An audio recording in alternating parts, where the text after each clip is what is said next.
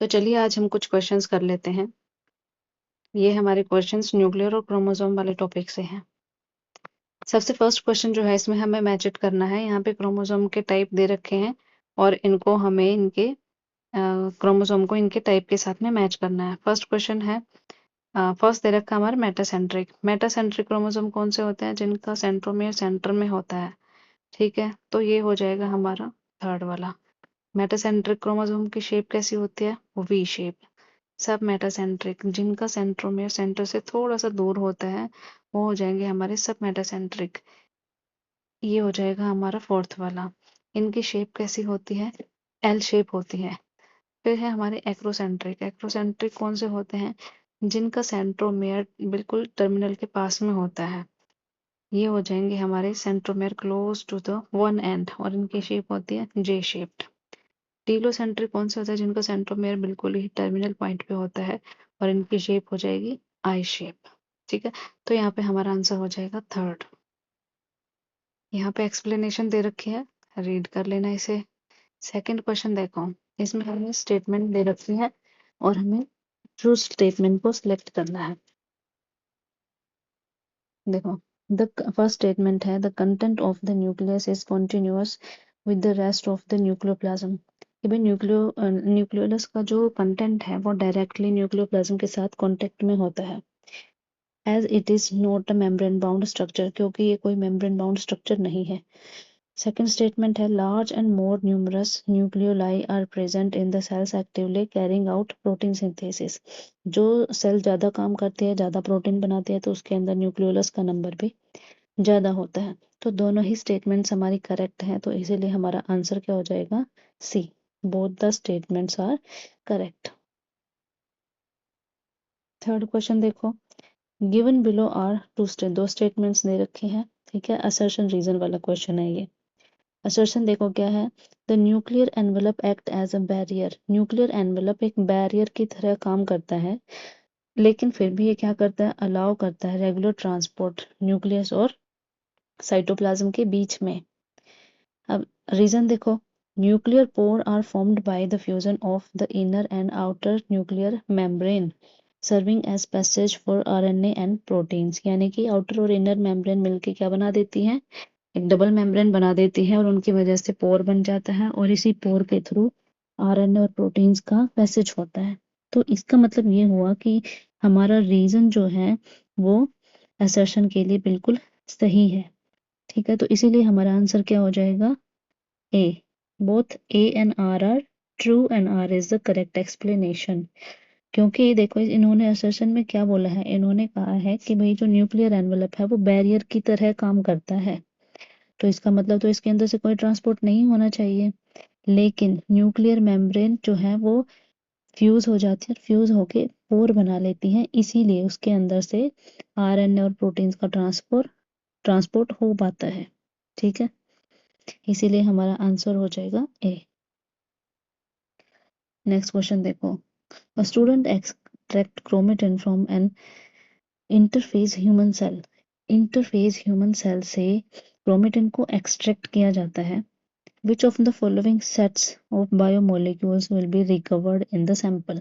इनमें से कौन सी चीजें, कौन से बायोमोलिक्यूल्स रिकवर किए जा सकते हैं? क्रोमेटिन किस किस चीज का बना होता है? डीएनए का, आरएनए का, हिस्टोन्स और नॉन हिस्टोन प्रोटीन्स। तो इसीलिए हमारा आंसर हो जाएगा डी।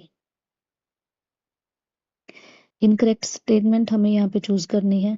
देखो, every chromosome essentially has primary constriction called, जिसको सेंट्रोमियर बोला जाता है, यानी कि हर क्रोमोसोम के पास सेंट्रोमियर होता है। बी देखो, kinetochore are disc shaped structures present on the sides of the centromere. Kinetochore वही प्रोटीन की बनी हुई डिस्क शेप्ड स्ट्रक्चर होती हैं जो कि सेंट्रोमियर के साइडों में होती है। ये भी ट्रू है, ये भी ट्रू है।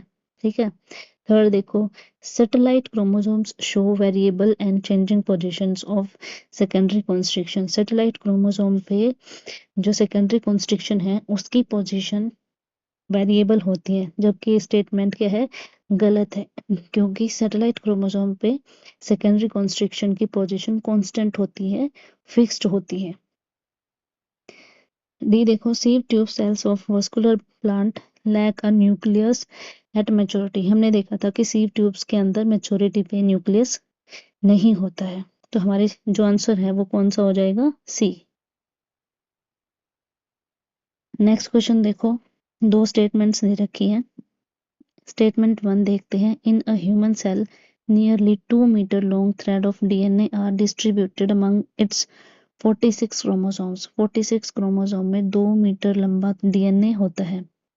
स्टेटमेंट सेकंड क्या कहती है, an acrocentric chromosome has a terminal centromere, कि भाई एक्रोसेंट्रिक क्रोमोसोम में जो सेंट्रोमियर है वो टर्मिनल होता है, लेकिन ऐसा नहीं होता है। एक्रोसेंट्रिक जो होते हैं क्रोमोसोम उनमें तो टर्मिनल के पास में होता है, बिल्कुल टर्मिनल पॉइंट पे नहीं होता है सेंट्रोमियर।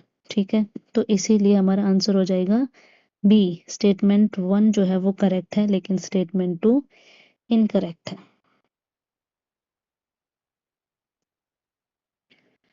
सेवंथ क्वेश्चन देखो, यहाँ पे भी दो स्टेटमेंट दे रखे हैं। फर्स्ट स्टेटमेंट देखो, chromatin contain DNA some basic proteins, जिनको हम हिस्टोन बोलते हैं, some non histone proteins and RNA. Chromatin यही चीजें कंटेन करता है। स्टेटमेंट सेकंड देखो, every chromosome essentially has a primary constriction. हाँ, हर क्रोमोसोम पे प्राइमरी कॉन्स्ट्रिक्शन होती है, जिसको सेंट्रोमियर बोला जाता है। On the side of which disc shaped structure called kinetochore are present, जिसकी साइड में क्या होते हैं, काइनेटोकोर प्रेजेंट होते हैं। तो दोनों स्टेटमेंट करेक्ट है हमारी, इसीलिए आंसर हो जाएगा हमारा सी। ये असर्शन रीजन का क्वेश्चन है। असर्शन देखो, the content of the nucleolus is continuous with the rest of the nucleoplasm. Nucleolus का कंटेंट जो है वो न्यूक्लियोप्लाज्म के डायरेक्ट कांटेक्ट में होता है। क्यों? क्योंकि इसके चारों तरफ कोई भी मेम्ब्रेन नहीं होती है। रीजन देखो क्या दे रखा है, nucleolus is a site for active ribosomal RNA synthesis. Nucleolus से किस चीज की फॉर्मेशन होती है, राइबोसोमल आरएनए की फॉर्मेशन होती है। ठीक है, तो यहाँ पे असर्शन और रीजन दोनों ट्रू है, लेकिन रीजन उसको असर्शन को एक्सप्लेन नहीं करता है। तो हमारा आंसर क्या हो जाएगा, B. Both A and R true, but R is not the correct explanation of A. Next question देखो, which of the following statement is incorrect. Incorrect statement बतानी है हमें क्रोमोसोम के बारे में और उनके स्ट्रक्चर के बारे में। देखो, a few chromosomes have non-straining secondary constriction at a constant location। हाँ, कुछ क्रोमोसोम के पास नॉन स्टेनिंग सेकेंडरी कॉन्स्ट्रिक्शन होती है और वो कांस्टेंट लोकेशन पे ही होती है। तो ये स्टेटमेंट तो सही है। सेकंड देखो, the chromosome segment beyond the secondary constriction is called satellite. Secondary constriction के पीछे जो स्ट्रक्चर होती है उसको हम सैटेलाइट बोलते हैं। बिल्कुल सही है। सी देखो, human cells have 23 pairs of chromosome all of which are strictly metacentric. ऐसा तो नहीं होता ना कि भाई सारे के सारे मेटासेंट्रिक क्रोमोसोम होते हैं हमारे। तो ये स्टेटमेंट हमारी इनकरेक्ट है। डी देखो, telocentric chromosomes have a terminal centromere. Telocentric chromosome में टर्मिनल पे ही होता है सेंट्रोमियर। तो हमारा आंसर हो जाएगा सी। नेक्स्ट क्वेश्चन देखो, मैचिट है, मैच्योर मेमेलियन आरबीसीज, इनके अंदर क्या नहीं होता भाई, मैच्योरिटी पे न्यूक्लियस नहीं होता है। तो आंसर हो जाएगा lack of a nucleus at maturity. Nucleolus, nucleolus क्या होता है, आरएनए की का प्रोडक्शन होता है यहाँ पे। तो सेकंड का आंसर हो जाएगा first. Peri nuclear space, nuclear membrane के बीच में जो स्पेस होता है उसको पेरी न्यूक्लियर मेम्ब्रेन बोलते हैं। तो ये कैसा होता है, ये 10 to 50 नैनोमीटर बैरियर होता है न्यूक्लियस और साइटोप्लाज्म के बीच में। तो सी मैच हो जाएगा थर्ड वाले के साथ। यू क्रोमेटिन क्या होता है, क्रोमेटिन का एक टाइप होता है और ये कैसा होता है, लूजली पैक्ड होता है, ट्रांसक्रिप्शनली एक्टिव डीएनए होता है। तो इसका आंसर हो जाएगा हमारा बी। ठीक है, तो ये थे हमारे कुछ क्वेश्चंस।